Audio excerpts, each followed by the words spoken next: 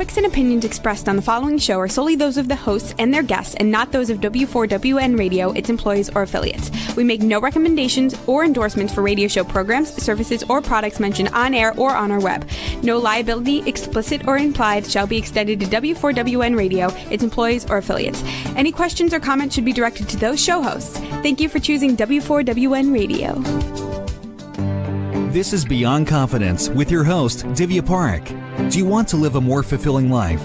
Do you want to live your legacy and achieve your personal, professional, and financial goals? Well, coming up on Divya Parekh's Beyond Confidence, you will hear real stories of leaders, entrepreneurs, and achievers who have stepped into discomfort, shattered their status quo, and are living the life they want. You will learn how relationships are the key to achieving your aspirations and financial goals. Moving your career or business forward does not have to happen at the expense of your personal or family life, or vice versa. Learn more at www.divyaparekh.com, and you can connect with Divya at contact@divyaparekh.com. This is Beyond Confidence, and now here's your host, Divya Parekh. Good morning, listeners. Hope you had wonderful holidays and got some time to relax, recharge, recalibrate, spend time with your loved ones, because these are the memories that carry us through the whole year. So, what if the most important project you ever managed is you? And that's what we are going to be talking about today. Welcome, Curtis. Hi, Divya. Thanks for having me, my friend. Really appreciate it. Oh, it's a pleasure to have you on the show. So, Curtis, we usually start out at the beginning. In your childhood or youth, is there a person or a moment that left a positive mark on you? Oh, in my childhood, I think in my childhood, I would say that I learned early on how to have people recognize you, be visible to those folks, and people give you stuff. So when I got good grades, I kept noticing that people would want to give me money for those grades, right? Um, if you ever seen the movie Akilah and the Bee, I was sort of that neighborhood kid because I was able to get the adults to marvel at me because I learned how to read early, being taught by my grandfather with Reader's Digest. And I turned that into, I guess, my first entrepreneurial pursuit where I would read to the neighborhood kids and I would get cookies and milk, growing up in North Philadelphia. So, I would say, yeah, those childhood memories helped me understand the dynamics of relationships, people, and how to move people to basically, give you things and see you as somebody that's valuable. And I'll end this part with this.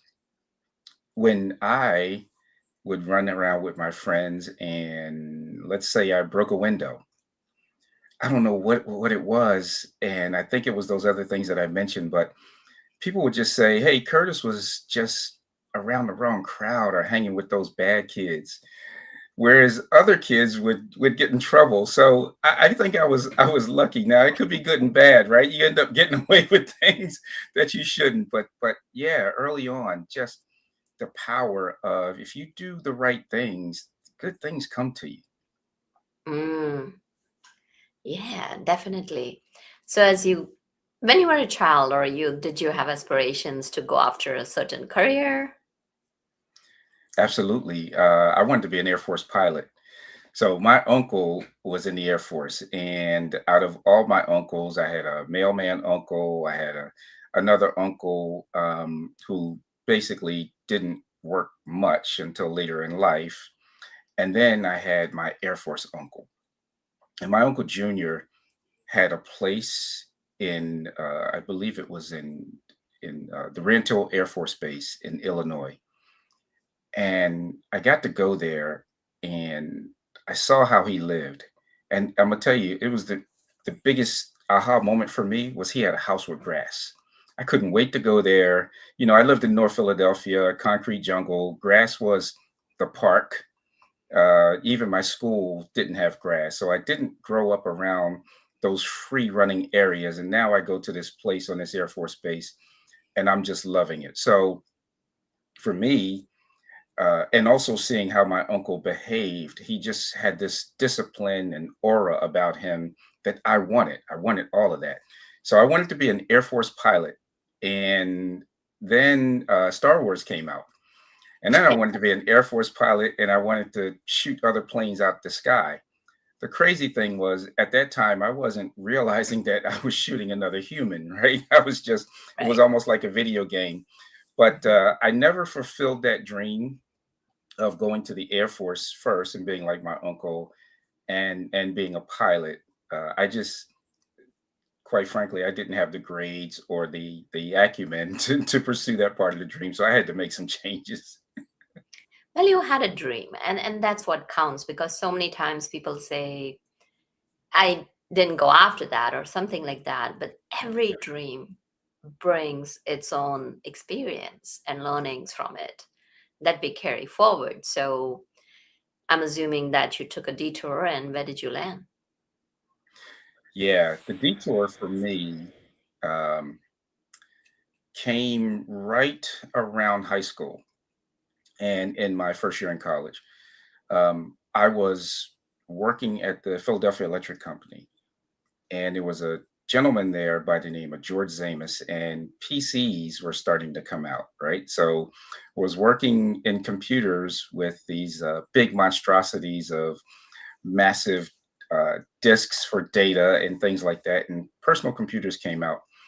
And he sort of mentored me in that space, and that started me in my career around IT. I became very, very fascinated. I was working with other engineers. I was literally in school for mechanical engineering, and he was a mechanical engineer, but he drove me towards the computer.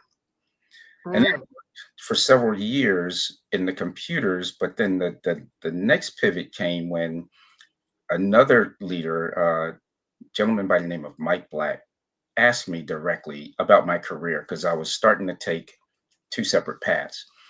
And he says, "Hey, are you looking to do a technical track or do you want to be around more people? Tell me what you're thinking."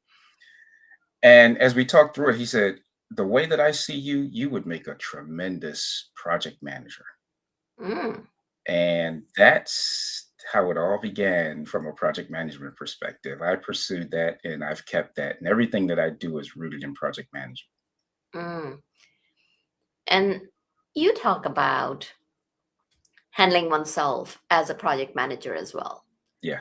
So you became project manager, learned a lot, because project management is having responsibility without authority. Yes. You're responsible for it, and yet you gotta, sometimes it's like herding the cats. Yes, it is. Having people deliver things on time, and at the end of the day you're the one who's held responsible. So what would you say were some of your lessons that you took from that experience?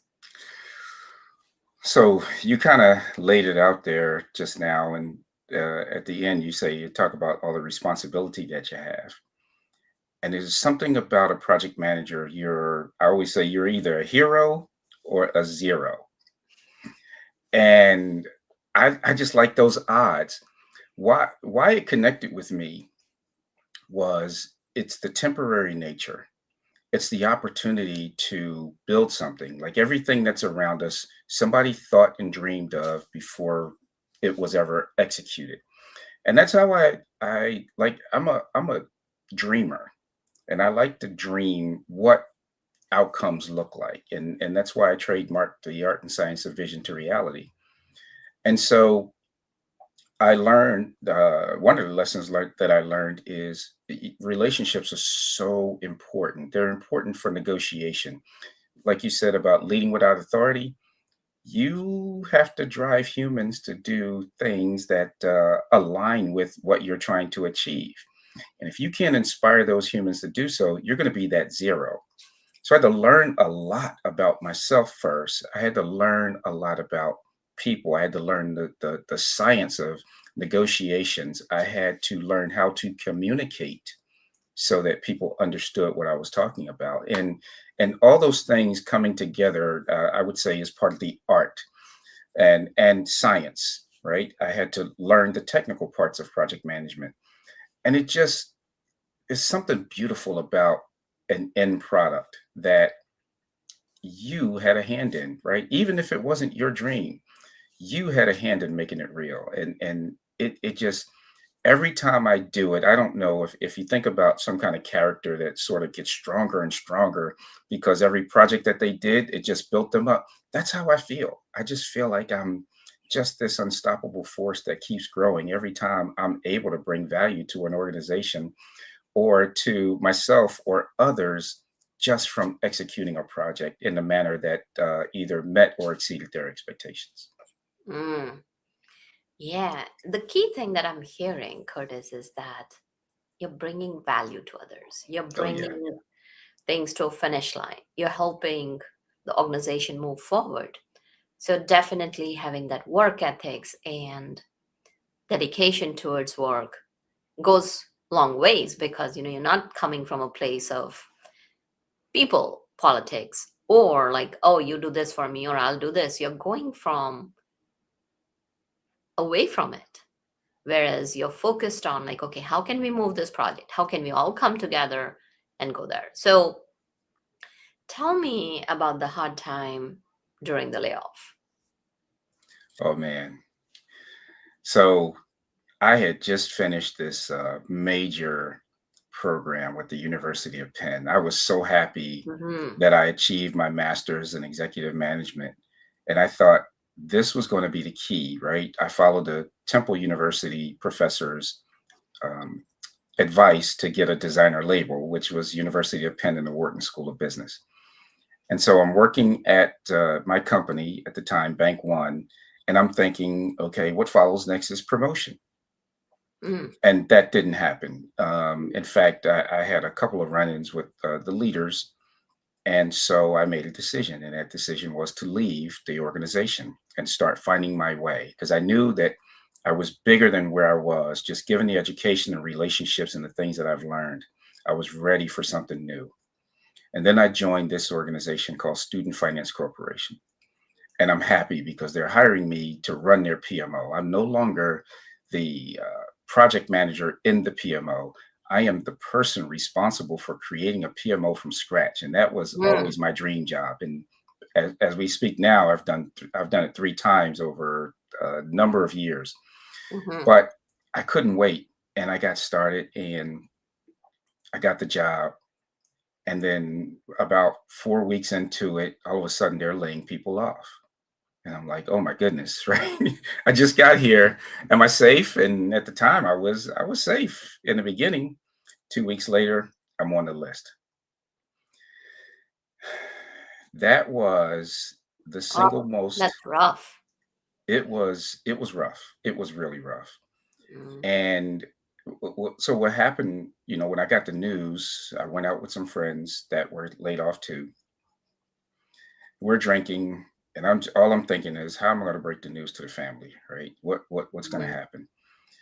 So I finally got the courage to share that information with the family. And from there, after my son's reaction, are we going to be poor? Right. I laughed at that because he didn't really know what that meant, but he could tell that I was really devastated by it. Yeah. And I had to turn it around. And that single incident turned out to be the best thing that ever happened to me in my Mm. career. Mm. And that's beautiful that you are taking that incident as a blessing. Yeah. So many times what happens is, when people get laid off, and so many layoffs have been happening throughout this year, Yeah. and we may see the numbers differently, but people who get laid off, right, that's a major life altering event for them. Yeah. So not everybody's a project manager. How can during that time or even during another time, like, non-project managers bring that project management thinking to their careers and lives? So the way that I brought my project management thinking to it, I mean, it goes back to that vision to reality, art and science. It is seeing what you want to achieve. I think we all have imaginations. It doesn't matter who we are, right? Where do we want to be? Where do we want to work? And for me, I wanted to design what my life was going to look like. I love travel and just being able to afford it. Yes, you get a nice salary, you can do it. But I wanted to see the world. Why not join a company that was international?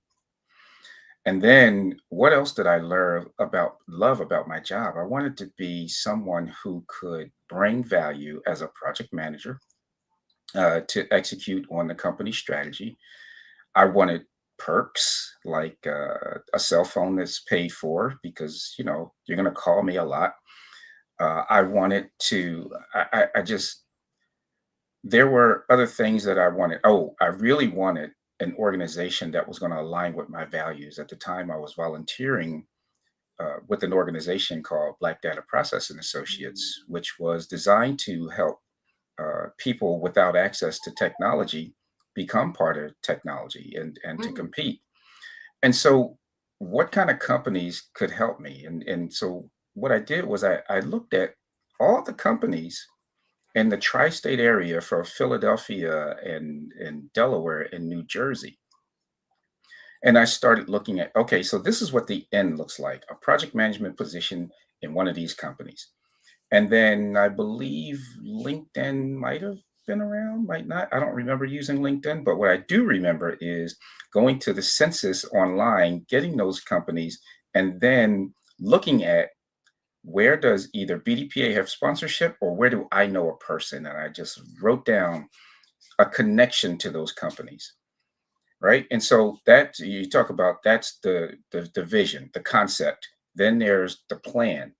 So I took the plan and said, okay, how do I reach out to each one of these folks and build some confidence with them that I'm the next person to hire? And I built a routine. I built a plan, a day-to-day routine that says every day I'm going to put 10 names that I want to contact. And that morning I contacted those 10 names and I did it till I got noticed. And a person that used to work for me recommended me. I did an interview. 2 days later, I got the offer. Then I had the job. So I just put a series of things together with some milestones and measured. I went to career fairs. I would even show up. Now, this was right after 9/11, and this is talking about being confident and bold. I would show up with a marketing document on why you should hire me. And I ended up creating a 17-page document that I've used throughout the years that I was trying to push past security guards and saying, hey, I just want to go into the HR department and introduce myself and say, hey, here it is. And I remember going into this office with the judge group down in King of Prussia in Philadelphia. And guy says, nobody does this. And I'm like, I'm hungry. Like, I need to eat. I need a job. So I would do those things, right? I would be doing the organized things like a project manager, but I also took bold actions because I wanted to secure employment. So you were running that as a project, and that is so powerful because at the end of the day, you came out doing things which nobody else was doing. That's right. And from that point onwards, where did your career lead you? So from that point on, I also said I need to continue building off of vision to reality, the art and science of vision to reality. And then I built realization framework experience, which is another way that I use project management to help companies and small businesses. So I've built from that time not only the PMO, well, I got laid off from that one, but then I found another job with Roman Haas and participated in building the PMO. And then for Keystone Foods, built the PMO. And then where I'm at today, built the PMO. And it's using that framework of understanding what the vision of the organization is going to look like inside of a company and aligning with the strategies, looking at hiring the right people, building a model that allows you to flex up and down with demand so that you don't have to lay people off. coming up with and understanding the language of financials, not just budgets, but also what are the company's financials that they measure, like EBITDA, earnings before income tax, depreciation and amortization, or free cash flow, or force multipliers that they use with their capital investments, things like that. So I can talk to CFOs and Mm, then taking all of that together, putting it into a clear plan that I can work daily, weekly, monthly, quarterly, and annually, and then building in a sense of a system of accountability, mm, right? How to measure those things and then continuously learn, putting in the right metrics, and then driving to good, great outcomes. mm. So, no, this is, you're talking about that, okay, for the outcomes, you need positioning. So, what are the four P's that you talk about? You know what? As I finished that, I said, you know what? I should have talked about the four P's of marketing, where I say I don't look for jobs, jobs look for me. That was actually the first thing I did before the realization framework experience. So when I was laid off, there was a course that I took with the ladders. I think it used to be called sixfigurejobs.com. And the gentleman that was teaching said, you got to get into the mindset that looking for a job is sales. And people, a lot of times have a negative view of what sales is, but we're all in sales. I mean, I'm in sales right now. Somebody's going to see this, and I'm hoping that they see that I'm somebody that's valuable, right? And Mhm. so he mentioned marketing, and I said, let me do a little bit of study into this on this, and I studied the four P's of marketing, and that's another thing that I drive on. It is posi- uh, I'm sorry, product, seeing yourself as a product and understanding the challenges that you solve and how you can articulate that, right? The value that you bring. Price, how do you get paid for what you do and how do you negotiate that salary? What is a good price in this market for this position and for the extrinsic and intrinsic value that you provide?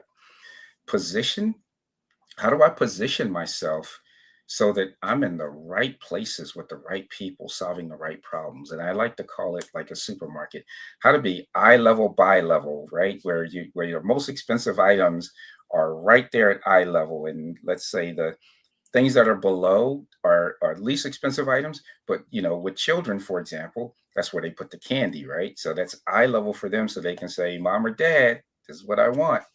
And then promotion. How do I leverage mentors, but more importantly, sponsors to help promote me while I'm also promoting me? But somebody that knows you when you're not in the room and think of you as that problem solver. And I studied that and I kept that with me. In fact, I wrote my first book on it, right? That talks about my layoff and the four P's of marketing: of product, price, position, and promotion. It's called The Only Job Search Book You'll Ever Need. A bold Mm, title, right? mm. Yeah, the title is absolutely very clear. So now we have talked about the four P's, Yeah. and you've mentioned about the realization framework. So can you share with us as to what are the five steps and a quick example for each of them? The five steps: visualize. So this is where I love to say, I want you to imagine, right? So you have to be able to come up with a vision that you can articulate. So for me, my vision was that I was going to be a director of a project management office in a company in the Northeast with X number of benefits and responsibilities, and that's what I wanted. That was the vision that I had. This is a job seeking example. Then evaluate. Evaluate is who in your circle can help you get to where you want to be. I learned that I did not have a strong network at the time, right? When I lost my job. Well, I corrected that so that I built the type of relationships that helped me get to where I want to be. So I had to add people who were thrusters towards that vision, and I had to subtract people who were, I would say, drags on that vision. And so, how do I surround myself with the right people? And you do this also if you're running a business, right? It's the same thing with employees. You hire your cousin doesn't do the work, you still pay them, right? And I've coached many businesses that have done that. Then it's calculate. So what is it going to cost to get me there, right? In this case, I'm either leveraging the four P's in terms of price, or I'm talking about what is the budget that I'm going to spend that allows me to reach that dream. Um, and then there's clarify. Clarify is bringing it all together. Clarify is the root of who and what I am, and that's the plan that brings the people and the budget along with the set of clear actions that you're going to take. And there's some things that you can do. Like if you're a business, you're going to do some people use SWOT analysis. I like STEEP analysis, looking at the impacts of the societal, technological, and economic, environmental, or political impacts that could have on your business or your job search. Right? I mean, we see that now with the impacts to the government. When I found another job later, I looked at and I wrote this on the whiteboard. Find out where the stimulus money is going, right? So it was a lot of political things happening there, and I got the job at Amtrak. So then there's calculate, there clarify, and then there's realize. And realize is sort of going back in through that circle, right? So you kind of building a system of accountability. Now I have a personal board of directors. My friends, we even created an organization called LEAP, the League of Executive African American Professionals, that we developed just from playing golf together. But our conversations were uplifting. We talked about our careers, we talked about our families, we talked about our aspirations. So we said, well, why don't we just go ahead and make this an LLC? Make this golf trip more fun, but also set some goals where we can talk. So that was my personal board of directors that I still carry today, just like I advise small businesses. Put yourself in a position where you have people that's been there, done that, that have specific sets of skill sets that can help elevate you, so that when you put this vision together, that you can articulate you get the people, or you get some help to get those people. You have a budget and plans for your money, and you got a plan and the metrics that you want to use. Have somebody else help keep you accountable, and so it's that level of accountability that helps keep you going as well. So that's how I would describe the 5 steps of the realization framework experience. Mm. That's definitely powerful. You've talked about accountability, and Yeah. especially as we are getting close to well, maybe just 2 days, today and tomorrow, before we get into the New Year's. And it's so well known that, almost 92% of people fail with the New Year's resolution. So, how can people hold themselves accountable, especially our audience? And when you talk about like some metrics or having that accountability board so that they can be on track with their goals. Wow. So one of the things I stopped doing was making New Year's resolutions because of that. But what I started doing some time ago is building in systems. So I don't say anymore that I want to lose 20 pounds, for example. I just build in a system. I hired a personal trainer to come to the house, right? And, I work out based off of some of the goals that I want to make. Like, I don't want to be a strong man, so I'm not doing heavy weights. With that process as well, I also have a yoga instructor. And the yoga instructor helps me mentally, and also not just physically, but also in the conversations around diet. So I put that system in place that I've been doing for a couple of years. And now I don't measure whether I am going to lose a certain amount of weight. I can feel when I'm being bad, like during the holidays right now, or when I'm on track. And I do that with everything. I just set up systems and say, okay, what's my overall goal? For me, Curtis Jenkins, the overall goal for me is what I call freedom. And freedom is to do cool things and see cool places with people I love without encumbrances. And those encumbrances are typically money, time, and health. And then finally, to leave a legacy. So, why do I write books? Why do I write articles? Why did I set up my dynasty trust the way that I did? Uh, why do I do much of what I do? It's to leave a legacy, it's to leave the world in a better place than I found it. But inside of it, it's to do cool things. I mean, what I do for a living is so cool, right? I get to create reality through visions. Uh, and see cool places. That's why I said I love to travel. And I'm traveling all the time, at least 3 or 4 times a year to major destinations. I have a whole bucket list of travel. And so I look at that, that's my overarching vision, right? And then, Mm. so now I don't have any goals inside of that, except, okay, I say I'm going to write a book. I write the book. I got a new book coming out, which is called Vision to Reality, a bold roadmap to thrive in the age of AI, remote work, and career reinvention. And so I would say if you have a overarching North Star of how you want to live your life, then do that and then put in systems to help you reach those goals. And you'll find yourself just constantly growing. Yeah, that's powerful, Curtis.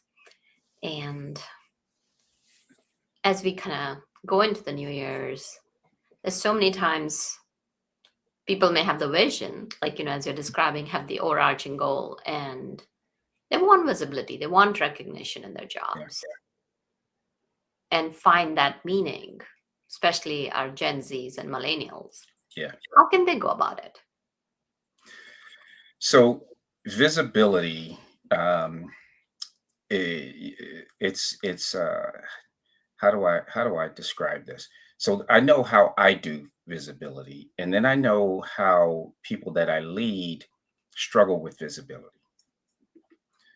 One of the things that happened to me when this company that I was working for was purchased by another. Here I am with the potential of being laid off again, and I'm not. I'm being asked to stay. And one of my colleagues approached me boldly and said, "Why did they ask you to stay, and why are they asking me to leave? Mm. I know as many people as you, and I have done as many projects as you." And I was like, wow, I could really be offended by that question, but I'm not. Let me think a little bit deeper. I've learned to be a great listener as a project manager. And what I was hearing was, what's the difference between you and I?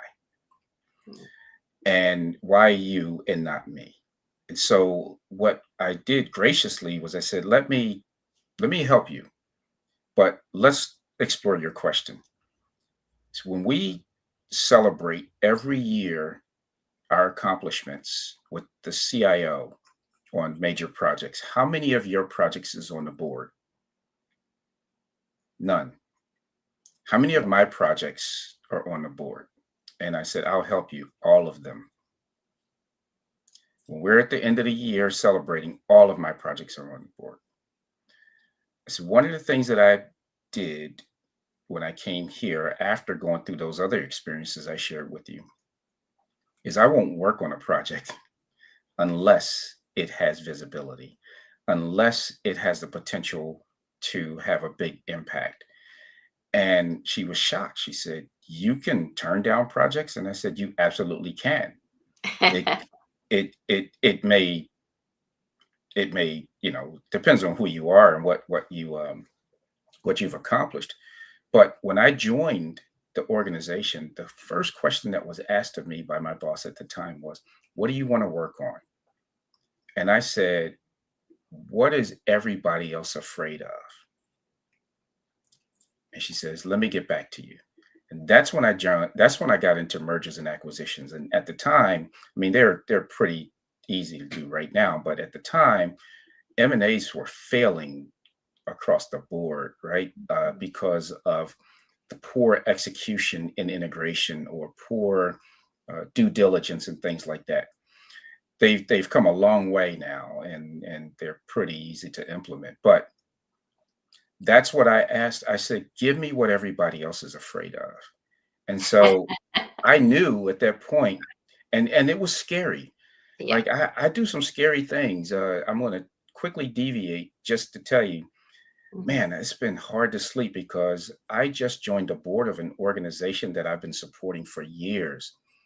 And I pledged to them that I would raise $5 million in 2 years and create $3 million as an endowment. I've never done that before. I've volunteered, I've led these types of organizations, but I've never done that before.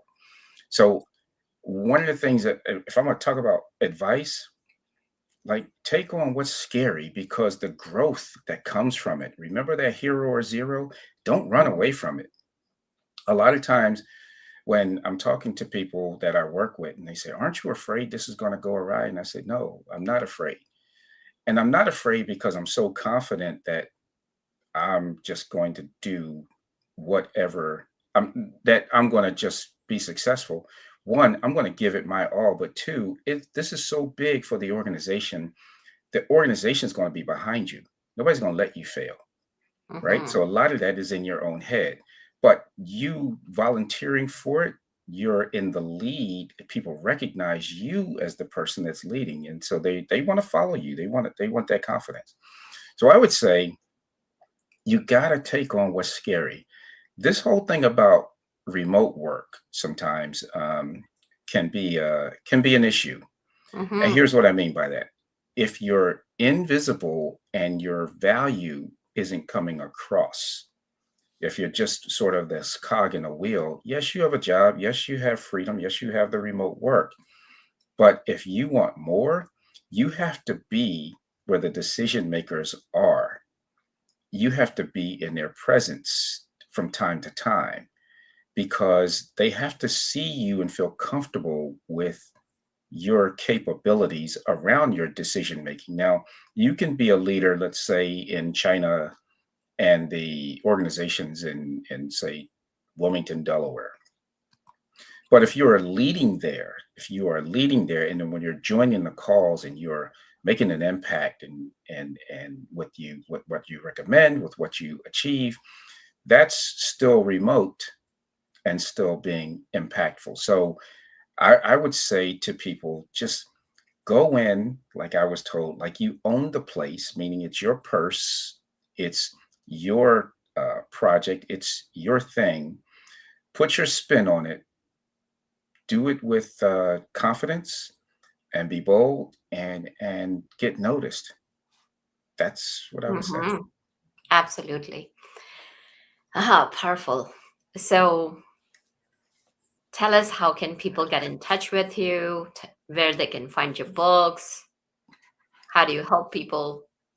Yes. Okay. So how to get in touch with me? You can find me on LinkedIn at Curtis L. Jenkins.